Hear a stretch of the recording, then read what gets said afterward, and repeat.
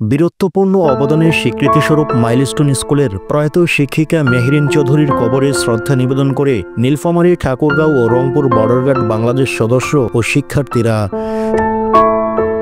শনিবার বিজিবির একটি প্রতিনিধি দল এবং বর্ডার উচ্চ বিদ্যালয়ের শিক্ষার্থীরা নীলফামারী জলঢাকায় মেহরিন চৌধুরীর কবরে পুষ্পস্তবক অর্পণ করে এ সময় মেহরিন চৌধুরীর আত্মত্যাগের প্রতি শ্রদ্ধা জানিয়ে তারা তার আত্মার মাগফিরাত কামনায় 1 মিনিট নীরবতা পালন ও দোয়া মাহফিলে অংশগ্রহণ করে। 80% শরীরের দগ্ধ হয়ে যাওয়ার পরও তিনি আপ্রাণ চেষ্টা করেছেন শিশুদের প্রাণ বাঁচানোর জন্য। তার এই মহান আত্মত্যাগ, তার মানবিকতা, সাহসিকতা পুরা জাতিকে অনুপ্রাণিত করেছে।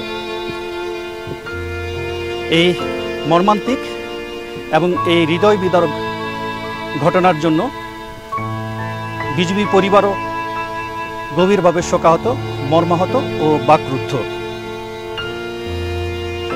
বিবেকের ডাকে সাড়া দিয়ে বিজিবি পরিচালিত বিভিন্ন স্কুল কলেজের শিক্ষার্থীদেরকে নিয়ে, স্কুল কলেজের শিক্ষক শিক্ষিকাবৃন্দকে নিয়ে এবং আমরা বিজিবি সদস্যরা আজ এখানে উপস্থিত হয়েছি এই মহান মহিষী শিক্ষিকার সমাধিতে শ্রদ্ধা নিবেদন করার জন্য।